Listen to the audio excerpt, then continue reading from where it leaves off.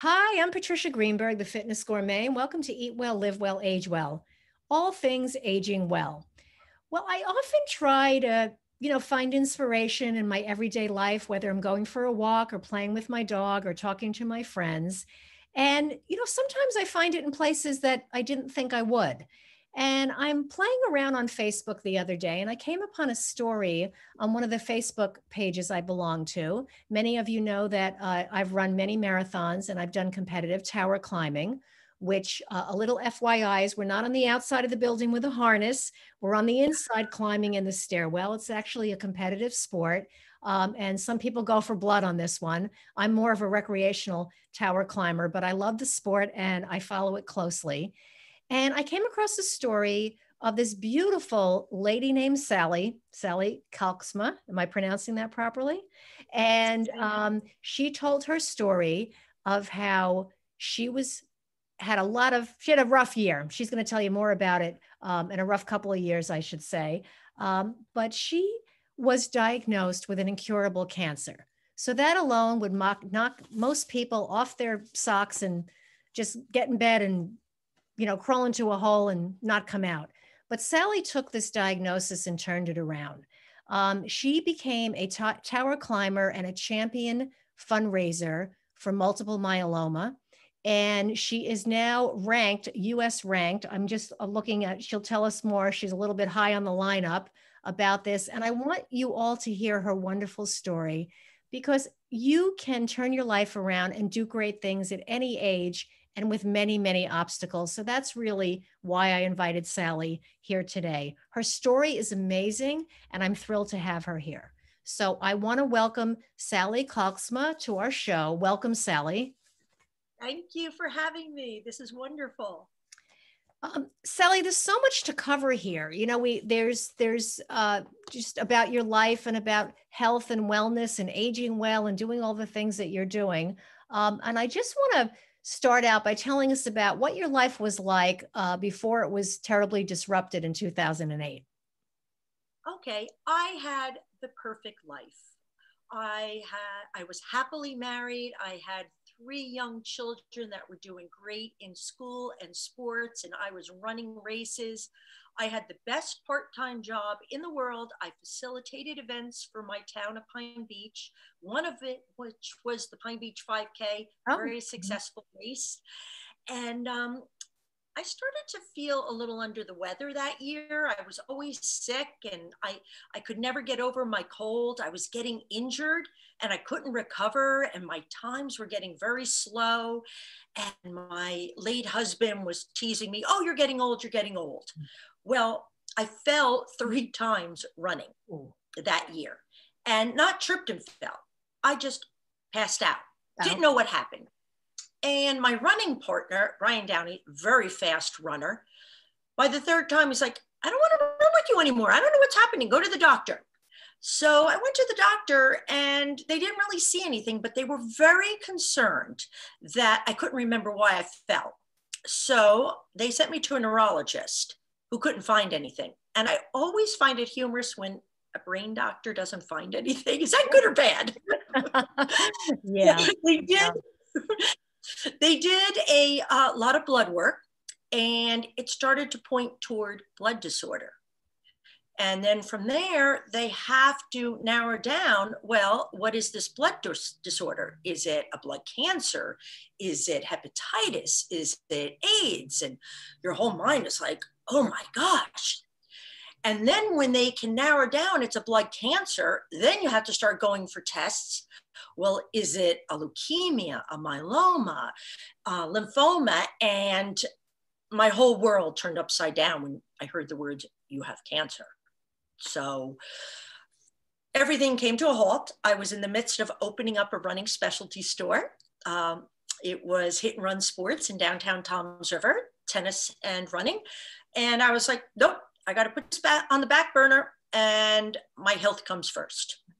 And that wasn't it, because 5 months later, my husband was diagnosed with cancer, and it wasn't his first one. However, this form of genetic cancer got him, and he was gone 8 months later. Oh my God. So My world from 2008, from 2009, literally turned upside down. So, but you're dealing with the diagnosis and the treatment of multiple myeloma. Then you lost your husband. That had to be an insurmountable amount of grief. What did you do at that time to cope besides all the necessary medical appointments? well, I have to say, everybody grieves in different ways. Mm. And I had to go back to work full time. And I was working in the basement of a government building. And I was so stressed out because, one, dealing with the grief of the loss of my husband, and two, I didn't have time to work out like I used to, just running miles and miles a day. I now had to get to work and take care of my children, the house, everything. So at lunch, I took my frustrations out on the stairs. I would just go to the stairwell, take it out. And it really helped me. I was able to get rid of the pent up anger. But then I was hit with another blow a year later when I found out that 2 of my 3 children possessed the same genetic form of cancer that my husband passed from.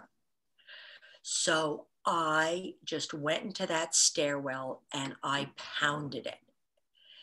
And over the years, I just ran harder and harder up the stairs until I became ranked 20th overall in the world and 5th in the nation. That's unbelievable. Sally, I can't even, there's no words for how, not just to congratulate you, but to commend you. And I want to ask you in this, when you started using the stairs as an outlet, did you even know there was a competitive tower climbing world out there? Or were you just...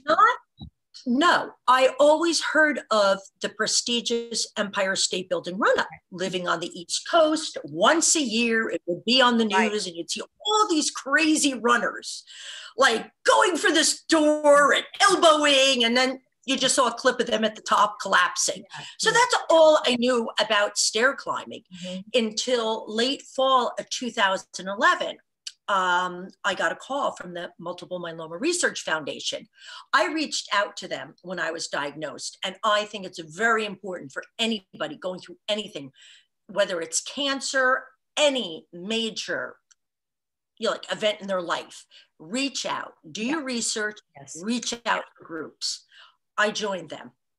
2011, I heard they got bibs again for the Empire State Building run-up. They're like, do you want to do it? And I'm so crazy. I'll do anything once. I'm like, sure, why not?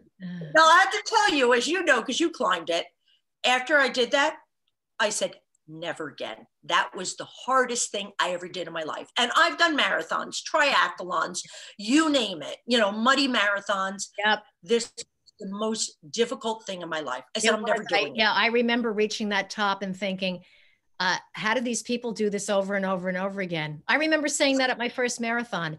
It's an unbelievable feat. And when you're done, you're just like, wow, I did that, but I'm not doing that one again. It's famous last words. Famous last words.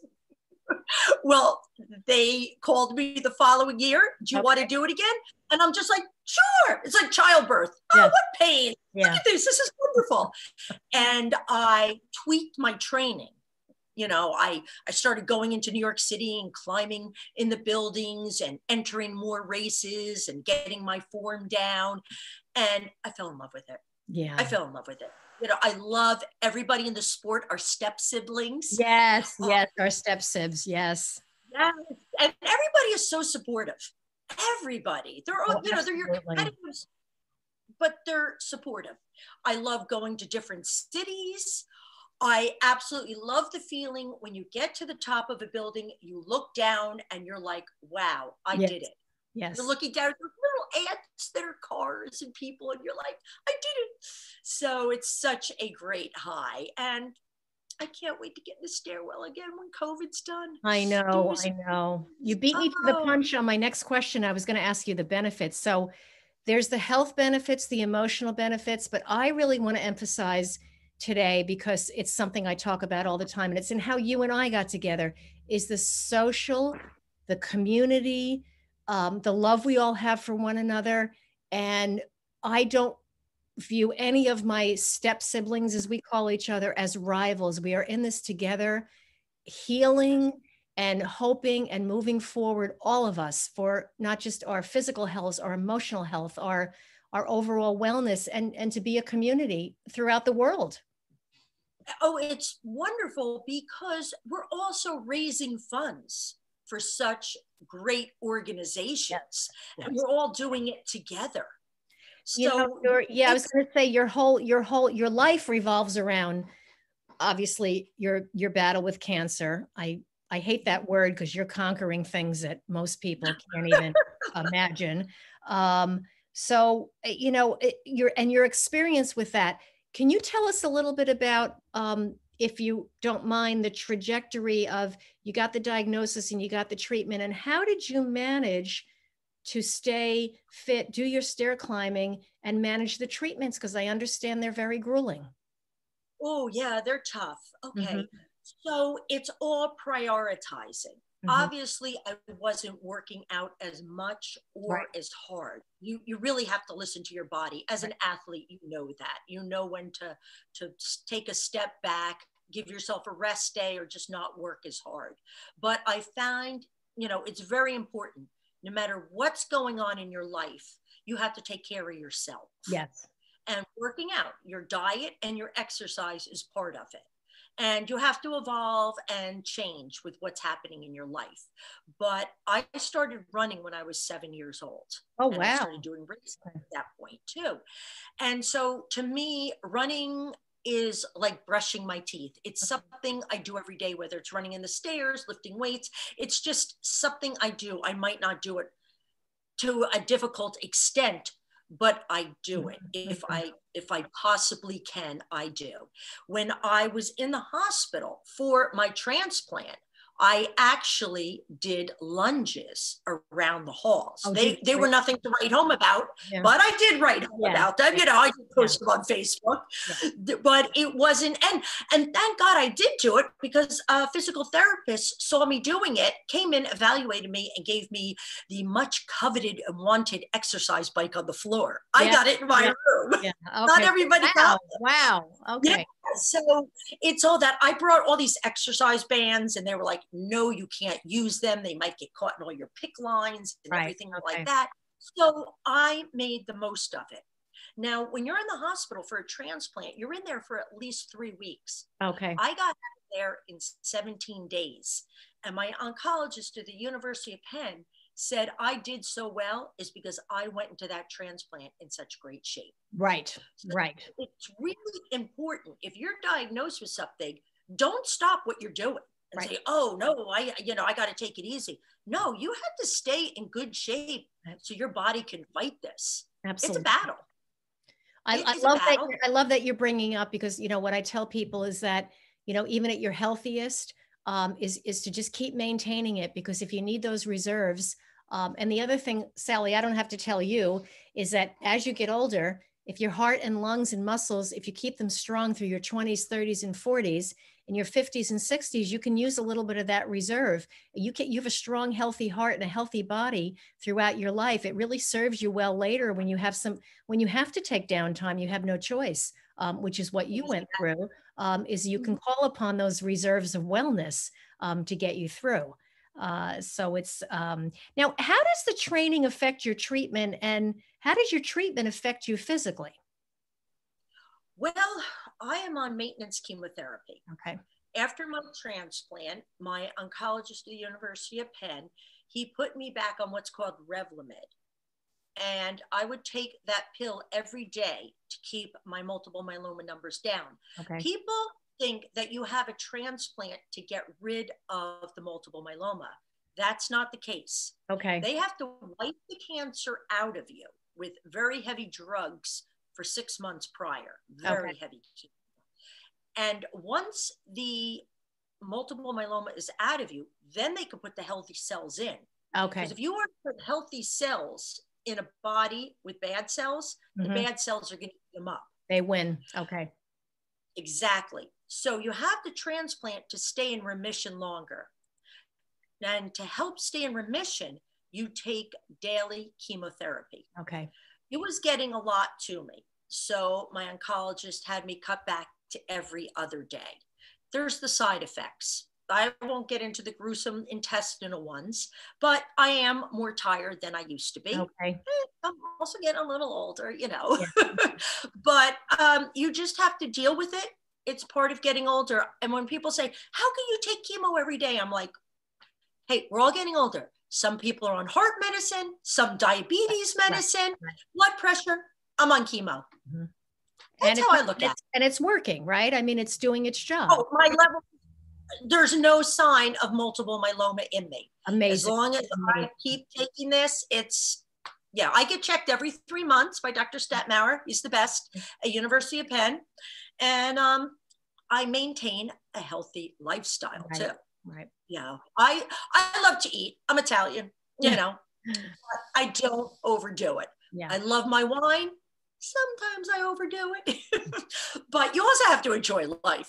100%. You know, this is what we talk about all the time is I kind of hate the word moderation because everyone uses it the way they want, but you know, you have to always outweigh that eating is pleasure, life is pleasure. You have to be happy and you just have to enjoy your life the best you can with whatever you're faced with.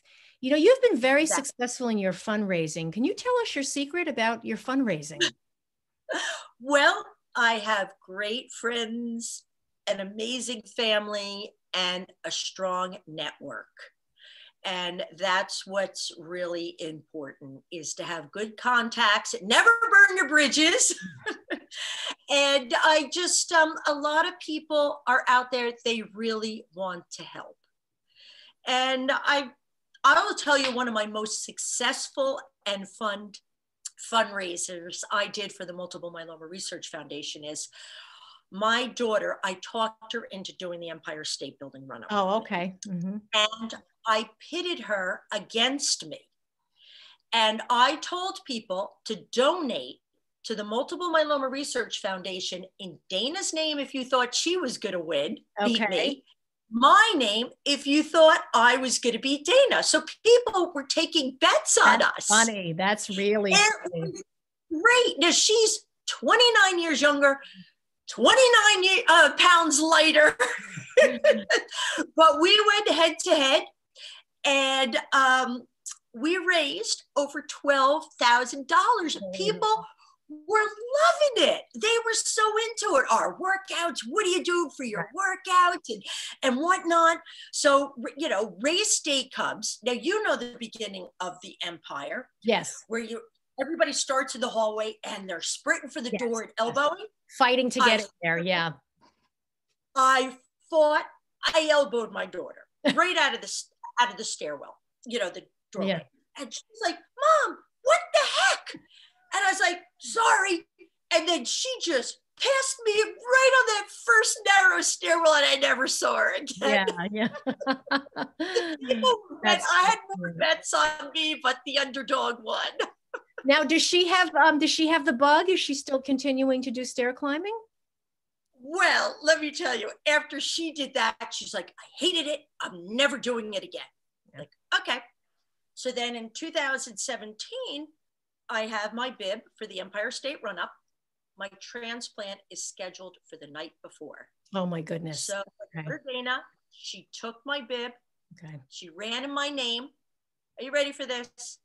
17 minutes and 52 seconds. Wow. Overall, second in her age group, and of course, first MMRF. So she goes, Mom, I hated every step of it, but I love you. Yeah. And brought me the coveted crystal trophy. Oh my God. Amazing. Amazing. So then, since then, I've talked her and so many people I know into doing stair climbs with me. I'm like, I love to see people just try things outside of their box, have a healthy lifestyle, and then, you know, party after, have fun.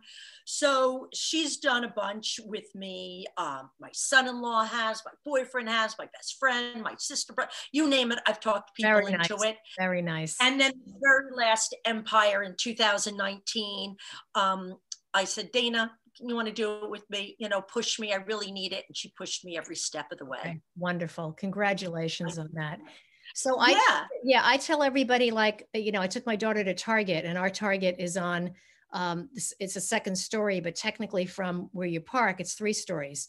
So I park in front of Oh, the great. stairwell. So I said, oh, that's an opportunity to take the stairs. So everywhere I go, I look where there's stairs. When I walk around the park, if I come across a flight of stairs, 6 stairs, 10 stairs, 20 stairs, doesn't matter. Just run up it and just get that little boost and use that opportunity.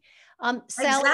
yeah, it's amazing. I want to mention your amazing story is told in your book, Life Gets in the Way, Powering Through Adversity with Grit and Grace. And it's there it is. You want to hold it up real close to the camera so we can see it. Beautiful. And it's available at www.sallykalksma.com. And also, is it available on Amazon and Barnes and Noble as well? Yes, if Okay. you go to my website, there's a link at the top of the page, and you could just hit Amazon or Barnes and Noble or Indie Books, Yep. and it's available there. It's available Kindle or paperback. Fabulous. So it's www.sallykalksma.com, SALLYKALKSMA. And you can also email me or come to my website, www.thefitnessgourmet.com, and I will forward that information on to you. Sally, any other closing words of wisdom you want to give us?